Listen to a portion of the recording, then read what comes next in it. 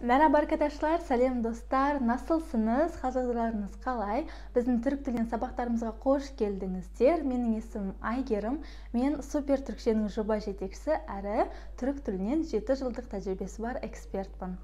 Ең алдымен достар, бүгінгі грамматикалық сабағымыздың алғашқы тақырыбы түрік әліппесі, яғни түрік алфавиті. Түрік алфавитінде достар 29 әріп бар. Түрікшеде әріп дегенді харф деп айтады. Харф деген әріп деген сөз. Яғни түрікчеде 29 харф бар. Бұл әріптердің достар 21-і дауыссыз, 8-і дауысты. Дауысты дегенді үнлі деп айтады түрікше, дауыссыз дегенді үнсіз деп айтады. Кейде достар үнлі дегенді сесли деп айтады. Яғни үнлі немесе сесли. Үнсіздерді үнсіз немесе сессіз деп атайды. Яғни дауыссыз дыбыстарды үнсіз немесе сессіз деп айтамыз достар. Енді бұл әріптерді мен қазір мұқият оқитын боламын. Сіздер менің артынан қайталап оқып шығыңыздар, тамам мы? Мұқият қараймыз. А, Б, Ж, Ч. Мына әріп достар қазақ тіліндегі С әріпі, бұл түрікшеде Ж болып оқылады. Шатастырмаймыз. Ж әріпі. Ч, мына әріп Ч. Д, Е, Ф, Г, юмшақ Г. Юмшақ Г әріпі достар, бұл әріптің аты юмшақ Г әріпі. Бұл әріп сөздердің ішінде жазылады, бірақ өзі оқылмайды. Өзінің алдында тұрған дауысты дыбысты екіге созады да, өзі мүлдем оқылмайды. Алдағы уақытта мысалдардан байқайтын боласыздар. Юмшақ Г. Х, О, И. Мына әріп достар, үстінде ноқтасы жоқ, ол О әріпі түрікшеде. Ноқтасы бар, ол И әріпі. О, И, Дж, К, Л, М, Н, О, Ө. Байқайсыздар ма? Қазақшадағы секілді О, Ө. П, Р, С, Ш. Мына әріп Ш әріпі Ш. Т, У, Ү, В, Е, З. Ал енді достар, бағана айттық әріптер үнлі, үнсіз болып бөлінеді дедік. Енді үнлі харфлер, яғни дауысты дыбыстар түрікшеде дәл қазақ тіліндегі секілді қалың, жуан, ашық, қысаң, еріндік, езулік секілді түрікшеде де солай бөлінеді. Мұқият қараймыз. Үнлі харфлер, яғни дауысты дыбыстар 8 дедік. Олар А, Ы, О, Ө, Е, И, У, Ү. Бұл бізде үнлі харфлер, яғни дауысты дыбыстар. Бұл дауысты дыбыстар қалың, инже, яғни жуан, жіңішке болып бөлінеді. Қалың, яғни жуан дауысты дыбыстар, оларға А, Ы, О, У жатады. Ал инже, яғни жіңішке дауысты дыбыстарға достар Е, И, Ө, Ү жатады.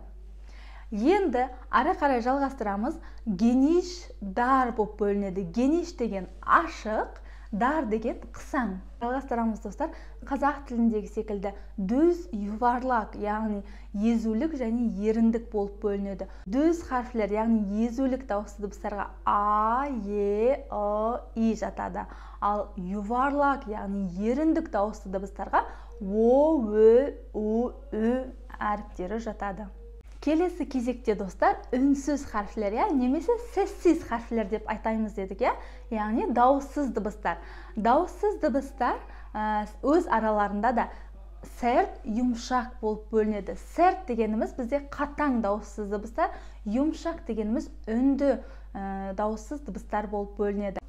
Сәрт дауыссыз дыбыстарға фыстықшы шахап, фыстықшы шахап сөзіндегі arkadaşlar барлық дауыссыз дыбыстар әріптеріміз бар ғой, сол әріптердің барлығы бізде сәрт, яғни қатаң дауыссыз дыбыстар. Ал басқа әріптердің, басқа дауыссыз дыбыстардың барлығы юмшақ, яғни үнді дауыссыз дыбыстарға жатады. Ал енді достар, келесі кезекте әр әріпке бір-бір сөзден оқып шығайық. Сіздер мен оқимын, сіздер менің артымнан мұқият оқып отырыңыздар қайталап. Ендеше бастаймыз. Arkadaş, arkadaş. Мына әріп Ш әріпі дедік достар. Arkadaş, baba, baba, ceviz, j harfi ya, ceviz, çocuk, ç harfi ya, çocuk, ders, ders, ev, fare, gül, gül, ağaç, ağaç деген сөзде достар байқасаңыздар yumuşak g harfi тұр ya, яғни ağaç дегенде өзінің алдында тұрған аны созады да өзі оқылмайды.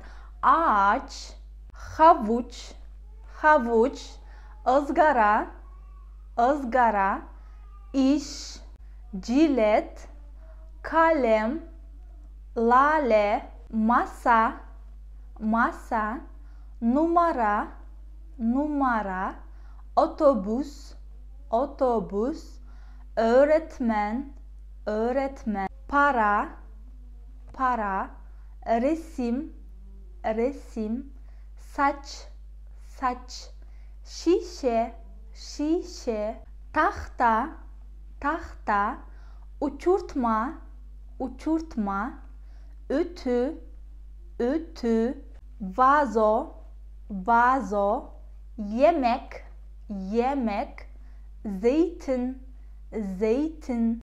Осымен достар, біздің ең алғашқы сабағымыз, яғни түрік әліппесі сіздерге түсінікті болды деген ойдамын. Келесі сабақта жолыққанша көрішіріз.